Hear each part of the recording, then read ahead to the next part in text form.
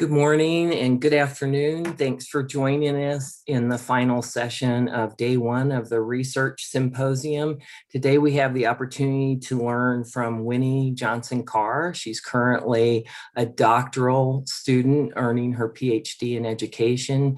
She's a teacher who lives in Manhattan, and Winnie will be standing today to do her presentation. Her topic is research on gender, self-directed learning, and algebra grades among STEM undergraduate students. Winnie, we're looking forward to learning from you today. Thank you, Dr. D. Thank you. My goal is to be a university instructor after I receive my PhD. This is a ordinal multiple regression study. And we are interested in understanding which individual regression coefficient is statistically significant for the prediction. Undergraduate females are not abilities. And because they are not confident in their mathematics abilities, they do not enroll in STEM mathematics or mathematics related courses. However, male university undergraduate students are confident in their mathematics and mathematics abilities, and they enroll in STEM mathematics and mathematics related courses, and they obtain undergraduate STEM degrees. Stereotype threats do not affect male undergraduate students' mathematics performance in the classroom because their motivation to achieve success in mathematics can diminish stereotype threats. Research has shown that working memory and motivation to succeed in mathematics are not disrupted in female undergraduate students who experience stereotype threats because they are motivated to enhance their mathematics scores. University undergraduate women who do not accept stereotype threats as a group norm have accepted equity in male and female mathematics performance, which leads undergraduate females to excel in mathematics because they regard male and female undergraduate students as competent to excel in mathematics and mathematics related courses. The expectancy value framework can enhance females' motivational beliefs that mathematics is a STEM course that they can master based on their desire for success. Teacher-student relationships are essential for adolescent students' motivational beliefs about their capabilities in mathematics and science courses. Adolescent girls who do not believe that they are as competent in mathematics and science as their male peers may not enroll or succeed in STEM mathematics and physical science courses in college. The introduction of STEM courses during P-12 provides students with the opportunities to enhance STEM knowledge. STEM knowledge building in P to 12 settings can provide students with increased confidence in applying for STEM university undergraduate experiences and degrees. Educators who develop preschool mathematics need to focus on strategies to support STEM curricula. This can be accomplished through the establishment of curricular standards and professional development. Preschool STEM learning experiences can provide a context for processing required skills in K to 12 programs. Mathematics education in school settings has a different focus than university programs. In K to 12 school settings, mathematics focus on reasoning and convincing rather than advanced mathematical thinking. In university programs, mathematics focus on the generation of scientific evidence through logical deductions, definitions, properties, or statements. The teaching of mathematics in K to 12 school settings and university programs need to be better aligned around how mathematical terms are introduced, how mathematics evidence is generated, and which mathematical activities are emphasized in the classroom.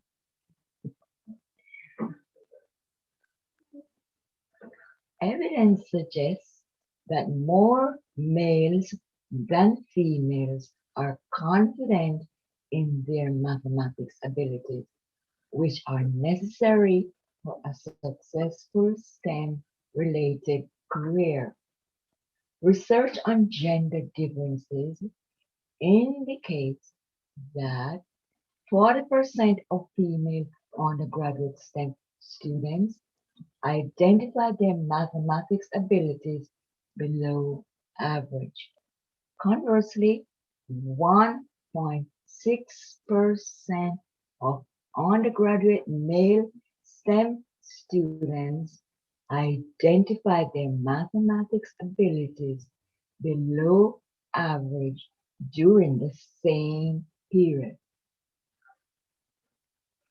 Female undergraduate students are underrepresented in STEM mathematics and mathematics-related courses based on their fear of mathematics failure in the classroom. Only 17% of females and 32% of males declare a STEM degree major during university undergraduate admission. Many female university STEM students drop out of the degree program not because of their inability to master mathematics, but their lack of self-confidence in meeting the degree target. The problem leads to an underrepresentation of females in STEM university undergraduate programs. Authorities and researchers in the field of STEM claim that additional females working in STEM careers would add significant diversity and provide a needed balance of thought in male-dominated careers.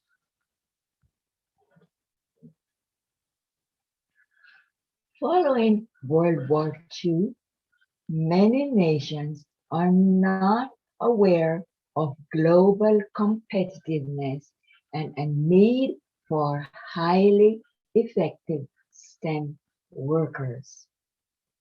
However, for the 21st century, educators can develop research-based curricula and instruction that enhance competition in STEM mathematics, since many STEM disciplines are mathematics related. Teaching computer science in K-12 settings will prepare students for competitiveness in a global STEM technological market. In addition, during the last 20 years, STEM education standards have changed to focus on the conceptual understanding of technological problem solving, especially in the elementary grades. Standards for technological literacy establish guidelines for learning across K to 12 technology and engineering programs in the United States and beyond.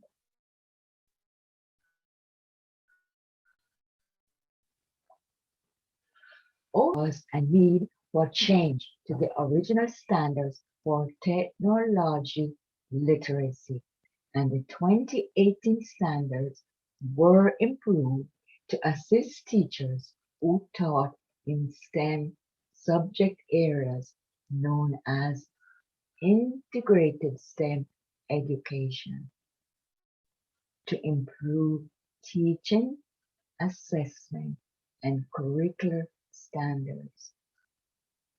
The change targeted technology and engineering curricula for K to 12 education.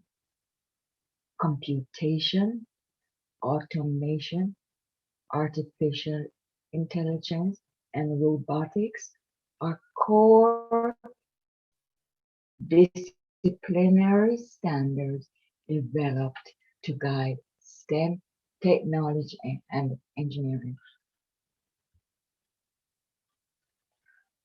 Children are dependent on adults for learning new skills, but as they mature, they develop self-direction and self-concepts, focusing on being a productive person in society, an individual with a self-directing personality.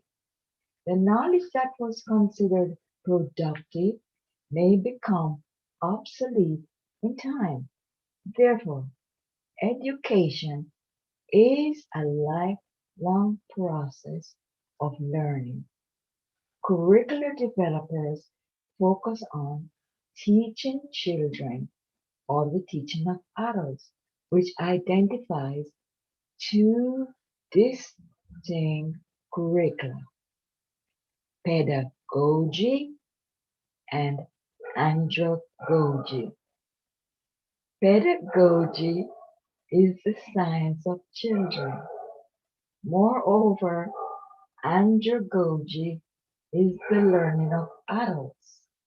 The psychological definition of adulthood is the point at which adults perceive themselves to be self-directing.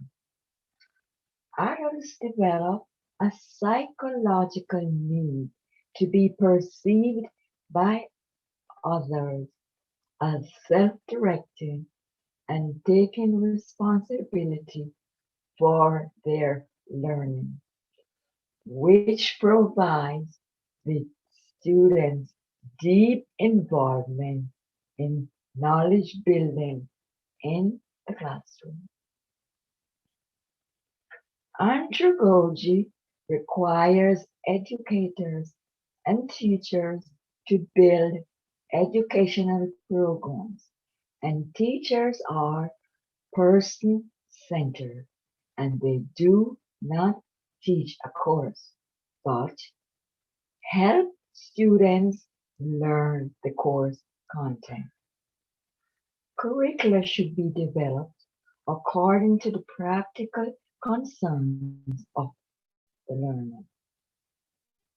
Every learning experience has a starting point designed to address students' problems. Self-directed learning is a means to change, presenting a measure highly deliberate effort to gain certain knowledge and skills or to change in some other way. Self-directed learning is defined as a characteristic required for undergraduate mathematics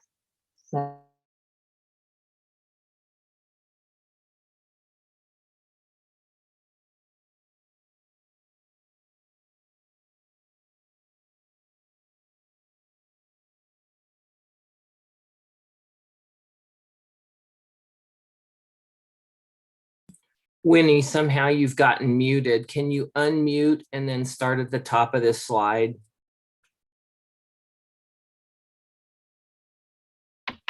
There you go. So just start again at the top of this slide, slide 8. You're doing great. I will. The quantitative research instrument is the self-directed learning readiness scale, consisting of 3 subscales: self-management, desire for learning, and self-control. The self-directed learning readiness scale will measure undergraduate STEM mathematics students' self-directed learning readiness. Developers of the self-directed learning readiness scale define self-directed learning readiness as the degree to which an individual possesses attitudes, abilities, and personality characteristics for self-directed learning. Undergraduate instructors can use the scores to determine each student's instructional need. The measure of central tendency, the mode, minimum, and maximum, are required to analyze the self-directed learning readiness scale. Readiness for self-directed learning exists along a continuum and is present in all individuals to some extent. Ordinal multiple regression will influence the regression model, such as identifying which of the individual regression coefficient is statistically significant for the prediction. Correlations are the statistical outcome of the correlational algorithms analysis. The multiple regression will reveal the relationship between interest variables in the study. The self-directed learning readiness scale and Algebra 2 grades are ordinal rank variables. Participants will report their undergraduate mathematics Algebra 2 grades such as A, A+, A-, B, B+, D minus, C, C plus, C minus, D, D plus, D minus, and F. Scores on the self-directed learning readiness scale range from 40 to 200. 150 to 200 have high self-directed learning.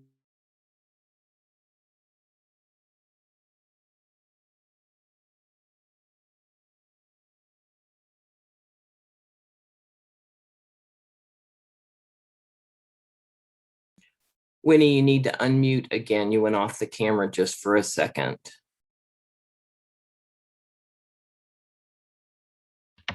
There you go. Should I start at the top or just at the bottom here? Okay. The research question concerns the degree of the relationships between variables, specifically whether the regression equation provides a greater than chance prediction of undergraduate Algebra 2 grades based on one's gender as measured by the self-directed learning readiness scale. The predictive variables are gender, self-directed learning readiness scale, and the outcome variable is Algebra 2 grades. The hypothesis will predict the outcome of this quantitative study. The results of the power test suggest that a minimum sample of 84 male and female participants is needed to avoid a type 2 error. That is a false negative conclusion. Approximately 100 participants will be sought to control for the possibility of attrition, and surveys that are not completed correctly or are incomplete.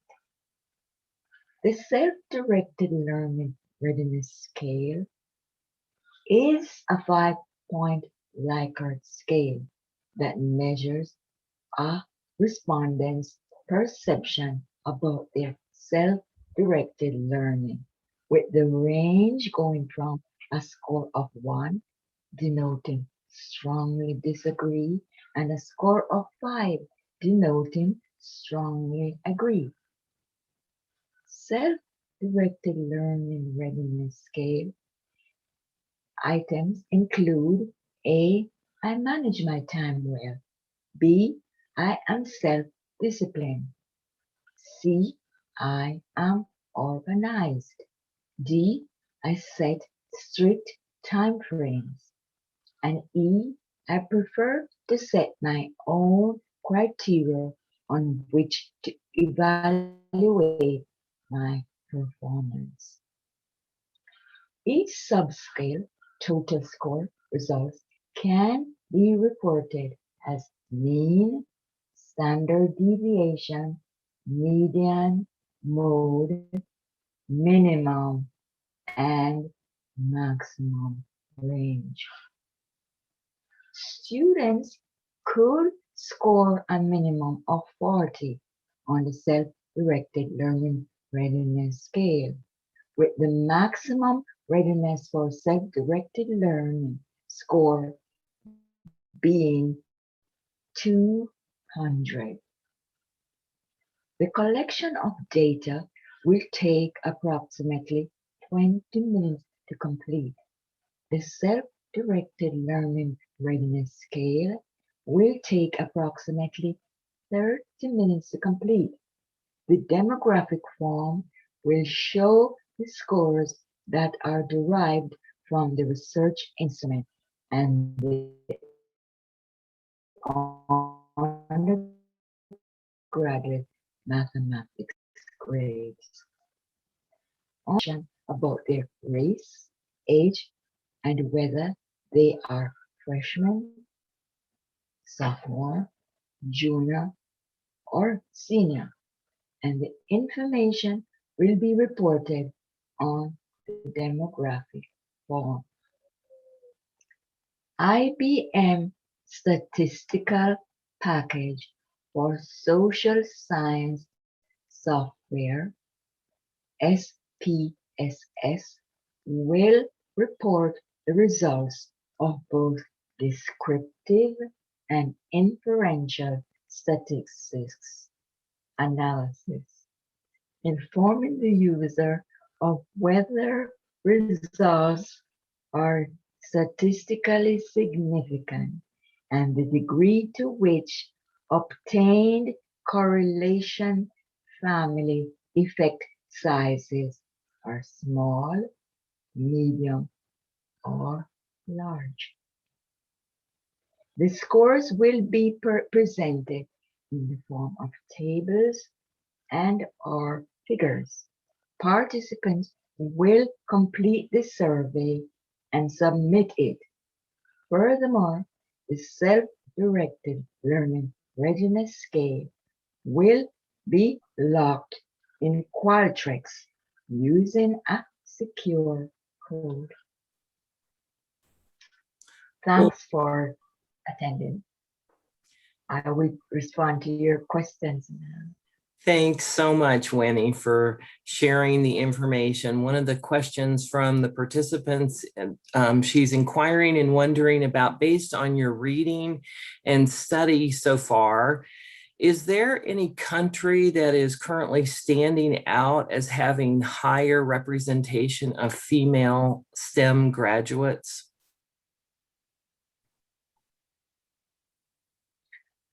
I think the United States has been using females from India because India is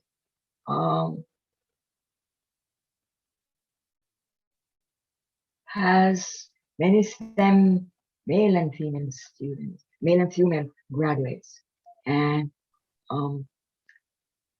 AT&T and other agencies use STEM workers from India. So I think India might have many female. So I'm curious, Winnie, what is it about the STEM courses that drew your interest to doing this study?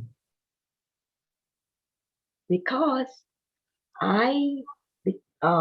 when I looked on the literature, I saw where STEM could be introduced in preschool, and preschool children could be the feeder for kindergarten straight up to the 12th grade, and students from preschool to kindergarten would gain experience and STEM knowledge, and they would be more, and they would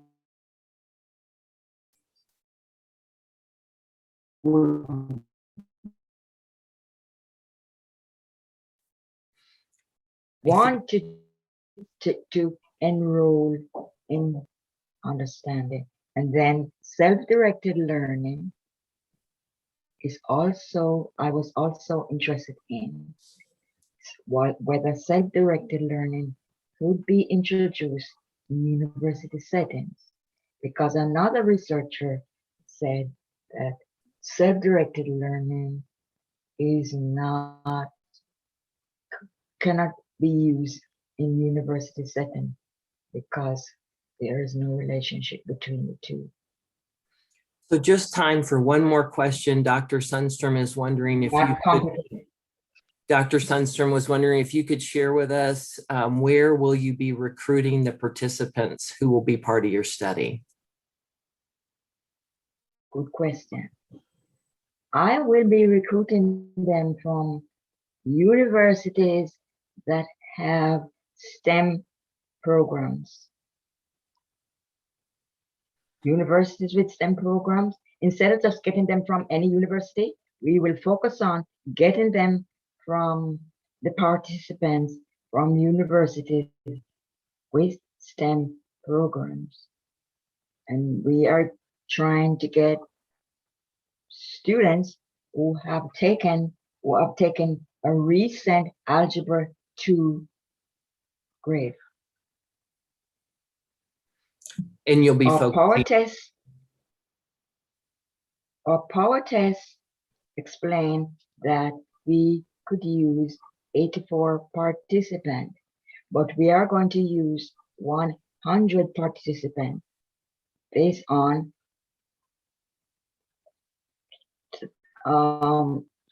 participants who did not complete their required information, or those who walked away and didn't complete it.